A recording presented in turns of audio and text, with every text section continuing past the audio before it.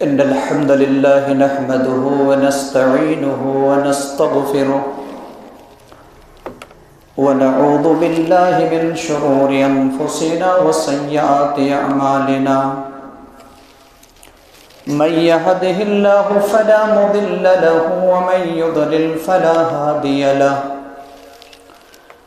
وأشهد أن لا إله إلا الله وحده لا شريك له وأشهد أن محمدًا عبده ورسوله يا أيها الذين آمنوا اتقوا الله حق تقاته ولا تموتن إلا وأنتم مسلمون يا أيها الناس اتقوا ربكم الذي خلقكم من نفس واحدة وخلق منها زوجها وبث منهما رجالا كثيرا ونساء واتقوا الله الذي تساءلون به والأرحام إن الله كان عليكم رقيبا يا أيها الذين آمنوا اتقوا الله وقولوا قولا سديدا يصلح لكم أعمالكم ويغفر لكم ذنوبكم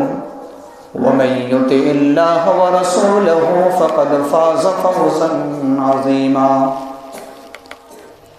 أما بعد فإن خير الحديث كتاب الله وخير الهدي هدي محمد صلى الله عليه وسلم وشر الأمور محدثاتها وكل محدثة بدعة وكل بدعة ضلالة وكل ضلالة في النار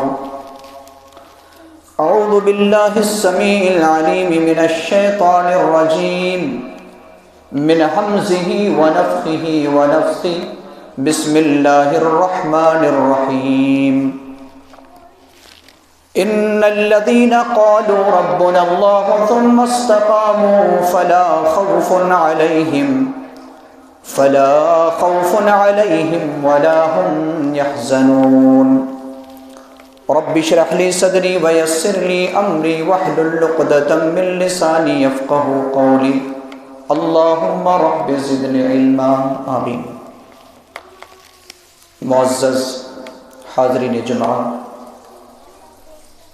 گزشتہ جمعہ خطبہ میں استقامت وقت کی اہم ضرورت کے عنوان پر ایک حصہ آپ نے سماعت فرمایا تھا، اور آپ سے وعدہ کیا گیا تھا کہ انشاءاللہ آئندہ جمعہ خطبہ میں اس عنوان کو مزید بیان کیا جائے گا۔ حسب وعدہ اسی عنوان کے تحت میں آپ حضرات کے روبرو کھڑا ہوا ہوں۔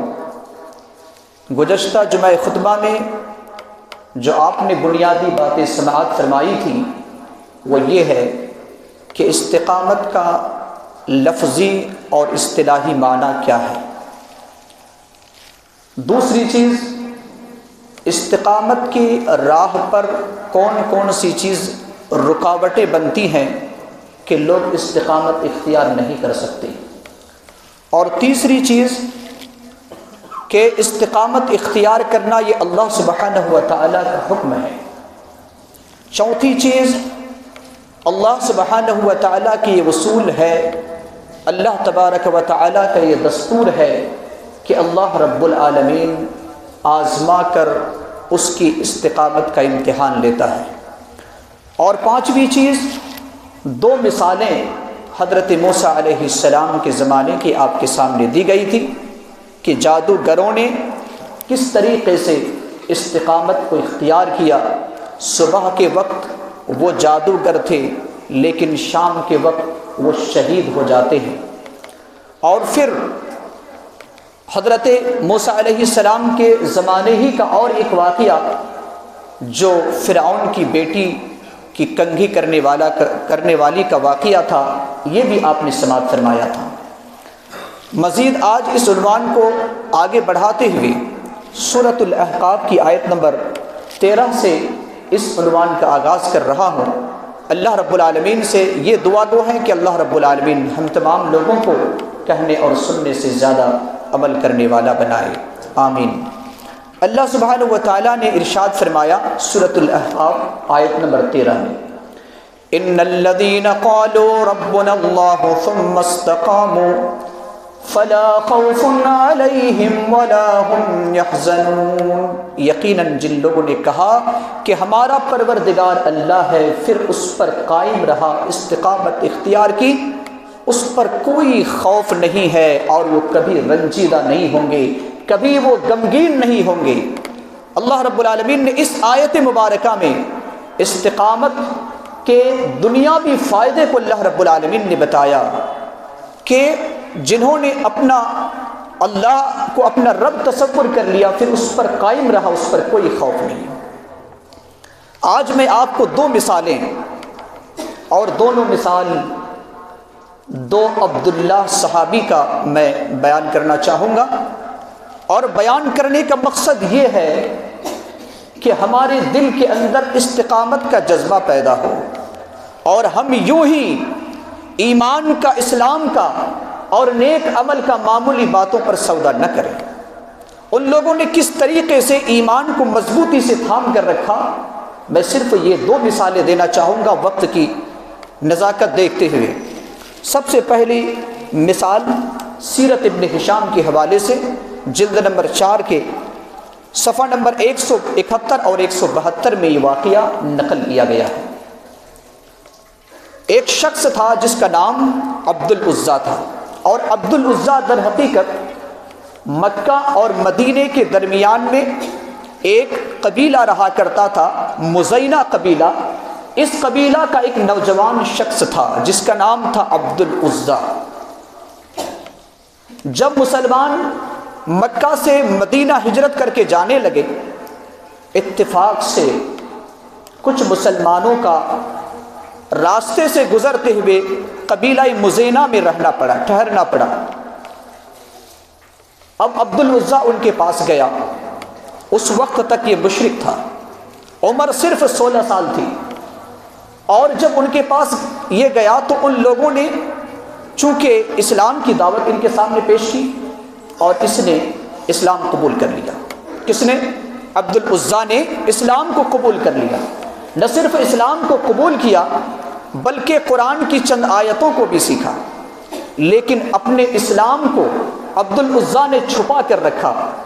وجہ کیا ہے؟ وجہ یہ ہے کہ اس کا جو والد محترم تھا ان کا بچپنے ہی میں انتقال ہو گیا تھا۔ 16 سال کی اس کی عمر ہے، اس کے باپ کا انتقال ہو گیا۔ اب اس کی پرورش اس کا چچا کر رہا تھا جو کٹر کافر تھا اور مسلمانوں کا سخت ترین دشمن تھا، لیکن اپنی پرورش میں اس کے چچا نے اپنے بیٹا سے زیادہ اس کو پالا پوسا، کھانے کا انتظام کیا، بہترین رہنے کے لیے بہترین گھر کا انتظام کیا، اور اسی طریقے سے سواری کے لیے بہترین سواری کا انتظام کیا۔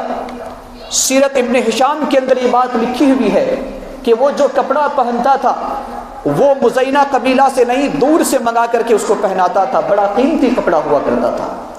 بہرحال اس نے اپنا اسلام کو چھپایا۔ یوں ہی مکہ سے مدینہ ہجرت کر کے لوگ آتے، مسلمان سے ملاقات ہوتی، کچھ قرآن کی آیتوں کو سیکھ لیتا، بڑا جذبہ تھا، اسلام کو انہوں نے قبول کر لیا تھا، لیکن اس کا اسلام ابھی تک چھپا ہوا تھا۔ یوں ہی 3 سال گزر گیا۔ 3 سال گزر جانے کے بعد ایک دن انہوں نے اپنے چچا سے کہہ ڈالا کہ چچا جان، میں ایک بات آپ سے کہنا چاہتا ہوں جو کافی دنوں سے میں نے چھپا کر رکھی ہے۔ وہ یہ ہے کہ میں آپ کا انتظار کر رہا تھا کہ کب آپ کلمہ شہادت کا اقرار کریں گے اور آپ مسلمان ہو جائیں گے، لیکن آپ نے ابھی تک اسلام کو قبول نہیں کیا ہے، اللہ اور اس کے رسول کی شہادت آپ نے نہیں دی ہے، لہٰذا میں آپ کو دعوت دیتا ہوں کہ آپ اس دین کو قبول کر لیں۔ کسے کہہ رہے ہیں؟ کوئی عام انسان نہیں بلکہ اپنے چچا سے، جس چچا نے اسے پرورش کی۔ کہا کہ عبد العزیٰ تمہارا دماغ ٹھکانے پر تو ہے، تم کیا کہہ رہے ہو؟ کہا میرا دماغ ٹھکانے پر ہے اور میں اس دین کو آج سے 3 سال پہلے قبول کر چکا ہوں۔ آج سے 3 سال پہلے میں نے اسلام کو قبول کر لیا ہے۔ 3 سال کے بعد انہوں نے جب اظہار کیا، کہا عبد العزیٰ واقعی اگر تم نے اس دین کو قبول کر لیا ہے تو میرے ساتھ میرے لیے تمہارے پاس تمہارے نزدیک 2 پیشکش ہے، یا تو تم اسلام کو ترک کر دو، یا تو پھر میں نے جو تمہیں عطا کیا ہے وہ اسے تم مجھے میرے حوالے کر دو۔ بہترین کھانے کا انتظام، بہترین سواری کا انتظام، بہترین رہائش کے لیے گھر، اور اسی طریقے سے کپڑے کا انتظام ان کا چچا جو کیا کرتا تھا۔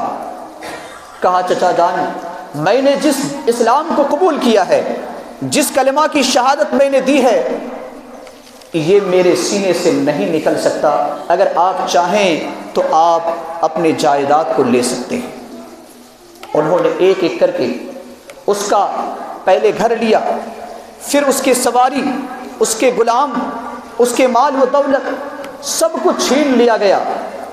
عبد العزیٰ کہتا ہے کہ آپ نے تو سب کچھ چھین لیا، اب میں یہ چاہتا ہوں کہ میں اپنے پیارے حبیب جناب محمد الرسول اللہ صلی اللہ علیہ وسلم کے پاس جاؤں، مجھے جانے کی اجازت دیں۔ ان کا چچا کہتا ہے عبد العزیٰ، ابھی میں نے تم سے تمہارا گھر کو چھینا ہے، تمہارے غلام کو چھینا ہے، تمہاری سواری اور تمہاری غذا کو میں نے چھینا ہے، لیکن ابھی جو تم جس کپڑے میں ملبوس ہو یہ کپڑا بھی میرا ہی ہے، یہ تمہارا نہیں ہے۔ اگر تم واقعی جانا چاہتے ہو تو اس کپڑے کو میرے حوالے کر دو۔ اللہ اکبر، کپڑا کو میرے حوالے کر دو۔ عبد العزیٰ کہتا ہے کہ جب میں نے سب کچھ قربان کر دیا ہے، اپنے ایمان کو بچایا ہے، اپنے اسلام کو بچایا ہے، تو یہ کپڑا کیا ہے؟ وہ اپنے کپڑے کو اتارتے ہیں اور عبد العزیٰ اپنے چچا کو دے دیتے ہیں، اور برہنہ جسم اپنی ماں کی طرف دوڑتے ہوئے جاتے ہیں اور کہتے ہیں امی جان مجھے کپڑا کا انتظام کیجیے۔ اس کی امی ایک کمبل اس کی طرف پھینک دیتی ہے، اس کمبل کو 2 ٹکڑے کر کے ایک کو تہبند اور دوسرے کو چادر بنا کر کے وہاں سے مدینہ کی طرف پیدل روانہ ہوتے ہیں۔ اس کی ماں کہتی ہے بیٹا میں اس سے تمہارا کچھ زیادہ اور تعاون نہیں کر سکتا، اس سے میں زیادہ تمہاری مدد نہیں کر سکتی، لہٰذا تم یہاں سے چلے جاؤ۔ ماں کو ساری چیزوں کو چھوڑ کر کے عبد العزیٰ مدینہ کی طرف روانہ ہوتے ہیں۔ کئی دنوں کے بعد مدینہ پہنچتے ہیں، رات کا وقت ہوتا ہے، اور رات کے وقت اصحاب صفہ جہاں پر نبی صلی اللہ علیہ وسلم کے چند صحابہ وہاں پر جن کا مکان نہیں تھا، جن کا گھر نہیں تھا، اور جو لوگ نبی صلی اللہ علیہ وسلم سے تعلیم حاصل کرنے کے لیے وہاں پر ہمیشہ رہا کرتے تھے، اس چبوترا میں جا کر انہوں نے رات گزاری۔ فجر کی اذان ہوئی، نبی صلی اللہ علیہ وسلم کو یہ پہچانتے نہیں تھے۔ فجر کی اذان ہوئی، فجر کی اذان کے بعد پھر نبی صلی اللہ علیہ وسلم جماعت کے لیے نکلے، اور جماعت ختم ہو گئی۔ آپ نے جائزہ لیا اپنے شاگردوں کا، اصحاب صفہ کا ایک نیا سا چہرہ نظر آیا۔ آپ صلی اللہ علیہ وسلم نے پوچھا من انت، تم کون ہو؟ کہا کہ اللہ کے رسول انا عبد العزیٰ، میں عبد العزیٰ ہوں۔ کہا کہ یہ تمہارا کیا ہے؟ یہ تمہارے جسم میں، یعنی کمبل تمہارے جسم میں کپڑے نہیں ہے، بلکہ یہ کمبل کا 2 ٹکڑا تم نے اوڑھ کر کے رکھا ہے، وجہ کیا ہے؟ عبد العزیٰ سارا واقعہ سناتے ہیں، سارا واقعہ بیان کرتے ہیں، اور بیان کرنے کے بعد نبی صلی اللہ علیہ وسلم اسے مبارکبادی پیش کرتے ہیں اور کہتے ہیں کہ اے عبد العزیٰ، آج سے تمہارا نام عبد العزیٰ نہیں بلکہ آج سے تمہارا نام عبداللہ ہے۔ آج سے تمہارا نام عبداللہ ہے، اور تمہارا لقب آج سے ذو البجادین ہے۔ ذو البجادین کا مطلب ہوتا ہے 2 کمبل کا ٹکڑا اوڑھنے والا۔ آپ صلی اللہ علیہ وسلم نے اتنا اس لقب کو مشہور کیا، صحابہ اکرام نے سیرت کی کتابوں میں عبداللہ سے زیادہ ذو البجادین کا یہ واقعہ زیادہ نقل کیا گیا۔ اللہ کے رسول صلی اللہ علیہ وسلم کے پاس آتے، قرآن کی تعلیم حاصل کرتے، اور نبی صلی اللہ علیہ وسلم سے بے انتہا محبت کیا کرتے تھے۔ اللہ کے رسول صلی اللہ علیہ وسلم نے فرمایا کہ اب اے عبداللہ تم میرے گھر کے دروازے کے قریب ہی تم رہنا، کیونکہ تم مجھ سے بے انتہا محبت کرتے ہو۔ ایک دن قرآن کی آواز کو تیز تیز پڑھ رہے ہیں، حضرت عمر بن خطاب رضی اللہ تعالی عنہ ذو البجدین کی طرف دیکھ کر کے لوگوں سے خطاب کرتے ہیں اور کہتے ہیں الا تسمعوا الی ھذا الاعراب یرفع صوته بالقرآن، کیا اس دیہاتی کو نہیں دیکھتے کہ یہ دیہاتی قرآن کو کتنی بلند آواز سے پڑھ رہا ہے؟ گویا کہ حضرت عمر فاروق رضی اللہ تعالیٰ عنہ اپنے غصے کا اظہار کرتے ہیں، یہ آواز نبی صلی اللہ علیہ وسلم تک پہنچتی ہے۔ نبی صلی اللہ علیہ وسلم فرماتے ہیں دعہ یا عمر فإنہ خرج مہاجرا الی اللہ ورسولہ، اے عمر تم چھوڑ دو، اس نے اپنے سب کچھ لٹا دیا ہے، اس نے اپنی ماں کو لٹایا ہے، اس نے اپنی ماں کو چھوڑا ہے، اس نے اپنی ساری جائیداد کو ترک کیا ہے، یہاں تک کہ اس کے جسم میں جو کپڑا تھا انہوں نے اس کو بھی اسلام کو بچانے کے لیے اس نے ہجرت کر کے اللہ اور اس کے رسول کی طرف آیا ہے، لہٰذا تم اسے کچھ بھی مت کہنا۔ یہ حضرت عمر بن خطاب رضی اللہ تعالی عنہ کو نبی صلی اللہ علیہ وسلم کہتے ہیں۔ سن 9 ہجری میں فتح مکہ کے بعد سن 9 ہجری میں ایک لڑائی ہوئی جس لڑائی کا نام ہے غزوہ تبوک۔ غزوہ تبوک جو رومیوں کے خلاف ایک بہت بڑی لڑائی تھی، انہوں نے بھی اظہار کیا کہ اللہ کے رسول صلی اللہ علیہ وسلم میں بھی اس جنگ کا حصہ بننا چاہتا ہوں، لیکن آپ سے ایک درخواست ہے، درخواست یہ ہے اللہ کے رسول صلی اللہ علیہ وسلم میں نے سب کچھ قربان کیا ہے اسلام کے لیے، توحید کے لیے، ایمان کے لیے، اپنے دین کی حفاظت کے لیے میں نے اپنے ساری چیزوں کو قربان کیا ہے، میری آخری خواہش یہ ہے اللہ کے رسول صلی اللہ علیہ وسلم آپ رب کی بارگاہ میں دعا کریں کہ میں اس میدان جنگ میں شہید ہو جاؤں، میری شہادت ہو جائے، اے اللہ کے رسول صلی اللہ علیہ وسلم آپ مجھے اس کے بارے میں دعا کیجیے۔ اللہ کے رسول صلی اللہ علیہ وسلم کیا دعا کرتے ہیں؟ دعا یہ ہے اللہم انی احرم دمہ علی الکفار، اللہم انی احرم دمہ علی الکفار، اے اللہ میں تجھ سے دعا کرتا ہوں کہ اس کے خون کو کافروں پر حرام کر دے، یعنی اللہ اس کے خون کو کافروں پر حرام ہو جائے، میں اس کی دعا کرتا ہوں۔ جب یہ دعا نبی صلی اللہ علیہ وسلم کے زبان سے نکلی تو ذوالبجادین نے کہا اللہ کے رسول صلی اللہ علیہ وسلم میں تو موت کی تمنا کر رہا تھا اور آپ کہہ رہے ہیں کہ کافروں پر اس کا خون حرام ہو جائے، آپ اس کی دعا کر رہے ہیں۔ اللہ کے رسول صلی اللہ علیہ وسلم نے فرمایا کہ اے عبداللہ، اے ذوالبجادین سنو، اگر کوئی انسان جنگ کے لیے نکلتا ہے اور اس کی موت ہو جاتی ہے، بخار کی وجہ سے بھی اگر موت ہو جائے تو وہ انسان شہید ہوتا ہے۔ اور اگر آپ غزوہ تبوک کا واقعہ پڑھے ہیں تو آپ کو معلوم ہوگا کہ تبوک کے میدان میں کوئی لڑائی نہیں ہوئی تھی، لڑائی نہیں ہوئی تھی۔ اب یہ صحابی رسول چلے جاتے ہیں اور جب تبوک کے میدان پر پہنچتے ہیں بخار آتا ہے، گویا کہ نبی صلی اللہ علیہ وسلم کی ایک پیشن گوئی تھی، بخار آتا ہے اور بخار میں تیزی ہوتی جاتی ہے، آخرکار رات سرد تھی اور ان کا انتقال ہو جاتا ہے، اور اللہ رب العالمین اس طریقے سے ذوالبجادین عبداللہ رضی اللہ تعالی عنہ کو شہادت کی موت نصیب فرماتے ہیں۔ پھر عبداللہ ابن مسعود رضی اللہ تعالی عنہ فرماتے ہیں، جو چھوٹے قد کے صحابی تھے، بڑے پیارے صحابی تھے، انہوں نے کہا کہ میں نے نبی صلی اللہ علیہ وسلم کے رات کا وقت تھا، آپ کے بستر پر آپ کو تلاشا تو نبی صلی اللہ علیہ وسلم نہیں، رات کا وقت ہے، میں نبی صلی اللہ علیہ وسلم کو تلاشا تو نہیں ہے۔ پھر میں نے شیخین یعنی حضرت ابو بکر اور حضرت عمر رضی اللہ عنہما کے بستر کی طرف میں نے متوجہ ہوا، ان کو بھی دیکھا تو وہ بھی نہیں ہے۔ مجھے بڑا خوف محسوس ہوا کہ اللہ کے رسول صلی اللہ علیہ وسلم کیمپ کے اندر نہیں ہے، فوجی جماعت میں نہیں ہے، حضرت ابو بکر یارغار اور حضرت عمر جو نبی صلی اللہ علیہ وسلم کے ساتھ ہمیشہ رہنے والے وہ بھی نہیں ہیں، کہیں کوئی بڑا حادثہ تو پیش نہ آ گیا ہو۔ وہاں سے نکلتے ہیں، نکلنے کے بعد ایک چھوٹی سی روشنی نظر آتی ہے، عبداللہ ابن مسعود کہتے ہیں کہ میں اس روشنی کا پیچھا کیا، میں وہاں تک پہنچا تو دیکھ رہا ہوں کہ بلال بن حارث رضی اللہ تعالی عنہ کے ہاتھ میں ایک مشعل ہے، ایک روشنی ہے، اور وہاں پر ایک قبر تیار کی گئی ہے۔ سیرت ابن ہشام کی کتاب میں، سیرت ابن ہشام میں یہ موجود ہے کہ وہاں پر ایک قبر تیار کی گئی ہے۔ میں وہاں پر پہنچا تو دیکھا کہ نبی صلی اللہ علیہ وسلم بذات خود قبر کے اندر داخل ہوتے ہیں، اور حضرت ابو بکر اور عمر رضی اللہ عنہما کے ہاتھ میں ایک لاش ہے۔ پھر میں نے دیکھا کہ وہ لاش کسی اور کی نہیں بلکہ حضرت عبداللہ ذو البجادین رضی اللہ عنہ کی لاش تھی۔ اللہ کے رسول صلی اللہ علیہ وسلم اپنے دونوں ساتھی یعنی حضرت ابو بکر اور عمر رضی اللہ عنہما سے فرما رہے تھے رفقا باخیکم، اے میرے ساتھی اپنے بھائی کو اچھائی کے ساتھ لے کر آؤ، نرمی کے ساتھ میرے حوالے کرو، میرے قبر کے قریب یعنی اس قبر کے قریب کرو۔ آخر کار نبی صلی اللہ علیہ وسلم اس کی لاش کو لیتے ہیں اور پھر قبر میں رکھتے ہیں، اور قبر میں رکھنے کے بعد جب تدفینی عمل ہو جاتی ہے، تدفینی عمل ہونے کے بعد اللہ کے رسول صلی اللہ علیہ وسلم اپنے ہاتھ کو آسمان کی طرف اٹھاتے ہیں اور ایک دعا کرتے ہیں۔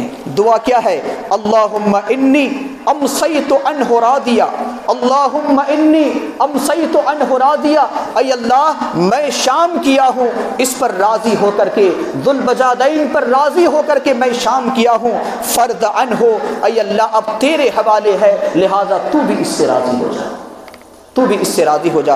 دوسری روایت میں یہ ہے کہ وہ دعا اللہ کے رسول صلی اللہ علیہ وسلم فرماتے ہیں اللہم ارحمہ فإنہ قاریا للقرآن محبا لرسول اللہ صلی اللہ علیہ وسلم، اے اللہ تو اس پر رحم فرما کیونکہ یہ قرآن کو پڑھنے والا تھا، رسول اللہ سے بے انتہا محبت کرنے والا تھا، اے اللہ تو اس سے محبت اس پر رحم فرما۔ حضرت عبداللہ ابن مسعود رضی اللہ تعالی عنہ جو پیچھا کرتے ہوئے وہاں تک گئے تھے، اور اس نے جب یہ دعا کو سنا تو اس نے کہا کاش اس جگہ پر عبداللہ ذو البجادین نہ ہوتے ہوئے اگر میں ہوتا، یا لیتنی کنت صاحب اللحد، یا لیتنی کنت صاحب اللحد، کاش کہ میں ہی قبر میں دفن ہوا ہوتا اور میرے حق میں امام کائنات جناب محمد الرسول اللہ صلی اللہ علیہ وسلم یہ دعا کرتے تو بہتر ہوتا۔ استقامت اسے کہا جاتا ہے مسلمانوں کہ جس نے اپنے سب کچھ کو لٹا دیا، ایمان کی حفاظت کر لی، دین اسلام کو بچا لیا۔ آج ہم میں سے بزرگ نوجوان مرد خواتین اسلام کو قربان کر رہے ہیں، ایمان کو قربان کر رہے ہیں، دنیا کو حاصل کر رہے ہیں۔ ایک اور واقعہ بڑے ہی اختصار کے ساتھ میں آپ کے سامنے بیان کرنا چاہوں گا، یہ بھی عبداللہ بن حذافہ سہمی رضی اللہ عنہ کا واقعہ ہے۔ عمر فاروق کے زمانہ کا دور ہے۔ آج عام طور پر لڑائیاں کس معاملہ میں ہوتی ہے؟ اگر آپ سے سوال کیا جائے تو آپ کہیں گے کہ لڑائیاں ہوتی ہے مال کے لیے، آپ کہیں گے کہ لڑائیاں ہوتی ہے عہدے کے لیے، لڑائیاں ہوتی ہے عورت کے لیے، یہی آپ کا جواب ہوگا۔ عبداللہ بن حذافہ سہمی رضی اللہ تعالی عنہ کا واقعہ نہایت اختصار کے ساتھ میں کہہ رہا ہوں، اور یہ حافظ ابن عساکر رحمہ اللہ نے نقل کیا ہے، اور حافظ ابن کثیر رحمہ اللہ نے تفسیر ابن کثیر کے اندر اس واقعہ کو نقل کیا ہے۔ عبداللہ بن حذافہ سہمی رضی اللہ تعالی عنہ کو رومیوں نے پکڑ لیا۔ حضرت عمر بن خطاب کا زمانہ ہے، رومیوں نے پکڑ لیا اور پکڑنے کے بعد گرفتار کر دیا، اور جب رومی بادشاہ کے پاس لے جایا گیا تو اس نے کہا دیکھو تم نصرانیت کو قبول کر لو، عیسائی بن جاؤ، اسلام کو چھوڑ دو، اگر تم عیسائی بنو گے تو تین چار فائدے ہوں گے۔ وہ فائدہ کیا کیا ہے؟ سب سے پہلا فائدہ تو یہ ہے کہ تمہاری جان بچ جائے گی، دوسرا فائدہ یہ ہے کہ میں اپنی شہزادی کو تمہارے نکاح میں دے دوں گا، اپنی بیٹی کو تمہارے نکاح میں دے دوں گا، اور تیسرا یہ ہے کہ میں اس ملک کا ایک وزیر بنا دوں گا، ایک منسٹر بنا دوں گا۔ اب ذرا بتائیے کہ جس کو منسٹر بنا دیا جاتا ہے وہ اگر غریب بھی ہے تو وہ چند مہینوں میں امیر بن جاتا ہے، آپ کو معلوم ہی۔ بہرحال تم نے اگر اس طریقے سے کیا تو یہ تمہارے فائدے ہوں گے۔ اب ذرا بتائیے کہ یہاں پر اسے کیا کیا مل رہا ہے؟ جان کی حفاظت مل رہی ہے، اور پھر عہدہ بھی مل رہا ہے، عہدہ کے ذریعے سے مال بھی مل رہا ہے۔ عہدہ کے لیے لڑائی دیکھیں، ہندوستان کی 5 ریاستوں میں الیکشن ہے، اور آپ دیکھیں کس طریقے سے جملے بازی اور بیان بازیاں ہو رہی ہیں۔ اس کا کیا ہے چکر؟ عہدہ کا، دوسرا کچھ بھی نہیں، عہدہ کا چکر ہے۔ اور عہدے کے لیے لوگ کیا نہیں کرتے ہیں؟ سیاست تو چھوڑیے، جماعت اور تنظیم کے اندر، مسجد کے صدر کے اندر یہ ساری چیزیں آ چکی ہیں، اور عہدے حاصل کرنے کے لیے نہ جانے کیا کر رہے ہیں۔ اب عبداللہ بن حذافہ سہمی رضی اللہ تعالیٰ عنہ کو ساری چیزیں مل رہی ہے۔ ہمارے نوجوان بھائی سمجھیں، جو عورتوں کے پیچھے، لڑکیوں کے پیچھے اپنے ایمان کو بچانے کے بجائے اپنے ایمان کو قربان کرتے ہیں، اور کوئی عام عورت نہیں ہے، شہزادی ہے، وقت کا جو پی ایم ہے، وقت کا جو بڑا وزیر ہے، اس کی بیٹی سے نکاح کی پیشکش یہ کہہ رہا ہے۔ حضرت عبداللہ بن حذافہ سہمی رضی اللہ تعالیٰ عنہ کیا جواب دیتے؟ ہمارے لیے نصیحت ہے۔ جواب یہ ہے کہ بادشاہ وقت سنو، تم اگر چاہتے ہو کہ پورے عرب، صرف روم کا علاقہ نہیں بلکہ پورے عرب کا بادشاہ، اور ساری پیشکش اگر تم کرو اور تم یہ کہو کہ ایک آنکھ جھپکنے کے برابر میں اسلام کو چھوڑ دوں، عیسائیت کو قبول کر لوں، تو یہ مجھے گوارا نہیں ہے۔ کہا پھر تمہارے ساتھ ظلم ہوگا، کہا جو چاہو کرنا کر لو، لیکن اسلام، توحید، ایمان ہمارے سینے میں محفوظ ہے، اس سے نکل نہیں سکتے۔ پھر حضرت عبداللہ بن حذافہ سہمی رضی اللہ عنہ کو صلیب پر چڑھایا گیا، اور صلیب پر چڑھانے کے بعد اپنے فوجوں کو حکم دیا، تیر اور نیزوں سے، تلوار سے اس کے جسم کو سوراخ کرنا شروع کرو۔ تاریخ کی کتاب میں حافظ ابن عساکر رحمہ اللہ نے لکھا ہے کہ حضرت عبداللہ بن حذافہ سہمی رضی اللہ تعالی عنہ کو تیر اور تلوار سے، نیزے سے اس کے جسم کو چھلنی کیا جا رہا ہے۔ ہم تو اگر چلتے ہوئے پیر میں کانٹا چبھ جائے تو ہم برداشت نہیں کر سکتے، اور ان کے سامنے تلوار، تیر اور نیزے سے اس کے جسم کو چھیدا جا رہا ہے، چھلنی کی جا رہی ہے، اور پوچھا جا رہا ہے عبداللہ بن حذافہ کیا تم اسلام کو چھوڑ دو گے؟ کہا نہیں، اسلام کو میں نہیں چھوڑ سکتا، تم جو چاہو کر لو۔ پھر آخر کار اسے اتارا جاتا ہے، اور بادشاہ وقت حکم کرتا ہے کہ اے میرے فوج سنو، ایک تانبے سے بنی ہوئی دیگ لاؤ اور اسے گرم کرو، لوہے میں اسے آگ سے گرم کرو، اور اتنے گرم کرو کہ اس کا رنگ ہی آگ کا رنگ ہو جائے۔ اسی طریقے سے گرم کیا گیا۔ ایک مسلمان قیدی کو لایا گیا، اور اس قیدی کو اس تپتے ہوئے دیگ کے اندر ڈال دیا گیا، اور جیسے ہی اس میں ڈالا گیا، وہ مسلمان جو دوسرا ایک قیدی تھا، اس کا جسم کا جو حصہ تھا، اس کے بال، اس کی کھال اور اس کا گوشت جل کر کے راکھ ہو گئی، اس کی ہڈیاں چمکنے لگی۔ کہا عبداللہ بن حذافہ ابھی بھی وقت ہے، اگر تم نے اسلام کو نہیں چھوڑا، نصرانیت کو قبول نہیں کیا، تو تمہارے ساتھ بھی یہی ہوگا۔ عبداللہ ابن حذافہ نے کہا تم جو چاہو کر لو۔ پھر ایسا ہی کیا گیا۔ عبداللہ بن حذافہ، ذرا آگے آ جائیے، بیٹھ کر کے کھڑے ہیں سب، ذرا آگے آ جائیے ہم لوگ۔ بس اس واقعہ کو میں سنا کر کے اپنے بات کو ختم کرنا چاہتا ہوں۔ حضرت عبداللہ بن حذافہ رضی اللہ عنہ کو منجنیق پر چڑھایا گیا، جہاں سے اسے دیگ میں ڈالا جائے گا۔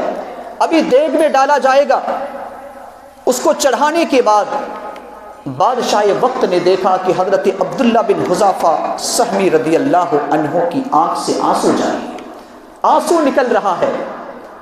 اس وقت وہ سمجھا کہ شاید یہ ڈر گیا، یہ ڈر گیا ہے، اب یہ نصرانیت قبول کر لے گا، دین اسلام کو چھوڑ دے گا، میرا داماد بن جائے گا، اس ملک کا ایک بڑا عہدہ اور بڑا وزیر بن جائے گا۔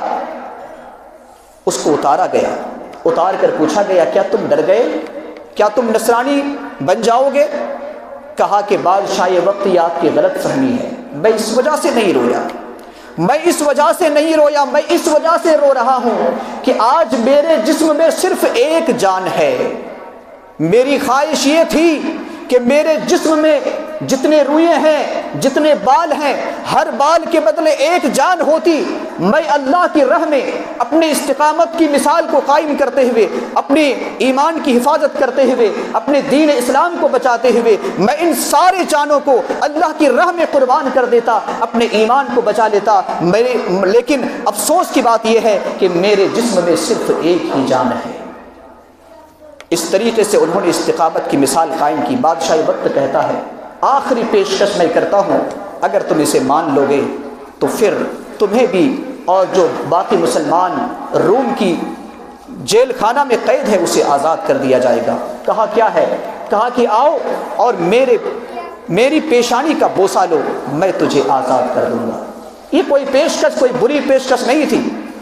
عبداللہ بن حذافہ صحابی رضی اللہ عنہ بادشاہ وقت کے پاس جاتے ہیں اور جانے کے بعد اس کے پیشانی کو چومتے ہیں اور بادشاہ وقت اپنے وعدہ کو پورا کرتے ہوئے تمام قیدیوں کو رہا کرتے ہیں، اور پھر رہائی ملنے کے بعد حضرت عبداللہ بن حذافہ تمام صحابہ کو لے کر کے حضرت عمر بن خطاب کی طرف متوجہ ہوتے ہیں مدینہ، اور پھر مدینہ میں جا کر سارا واقعہ سناتے ہیں۔ سنانے کے بعد حضرت عمر بن خطاب کہتے ہیں کہ ہم پر بھی واجب ہے، ضروری ہے کہ عبداللہ بن حذافہ سہمی کی پیشانی کو بوسہ دیں، اور میں اس سے آغاز کرتا ہوں۔ حضرت عبداللہ بن حذافہ سہمی رضی اللہ عنہ کے پاس جا کر حضرت عمر بن خطاب نے بوسہ دیا اور تمام مسلمانوں نے بوسہ لیا۔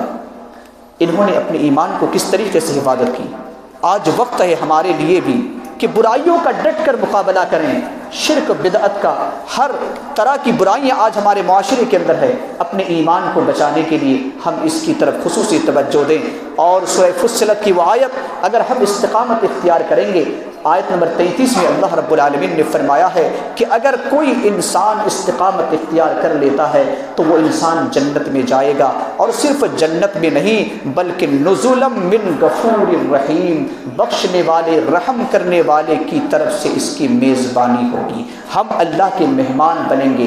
آج اگر شہر کا ملک کا بڑا بادشاہ ہمیں اور آپ کو دعوت دے، ہم کتنا فخر محسوس کرتے ہیں۔ اللہ تو اللہ اکبر ہے، اللہ سے بڑھ کر تو کوئی نہیں ہے۔ اگر کوئی استقامت اگر اختیار کرتا ہے تو رب کہتا ہے کہ وہ بندہ میرا مہمان ہوگا، میں اس کا میزبان ہوں گا۔ اللہ رب العالمین ہم تمام لوگوں کو استقامت اختیار کرنے کی توفیق عطا فرمائے، اپنے ایمان اور اسلام کی حفاظت کرنے کی توفیق عطا فرمائے، جب تک زندہ رکھے ایمان اور اسلام پر زندہ رکھے، جب اپنے پاس بلائے ایمان اور اسلام پر بلائے، آمین۔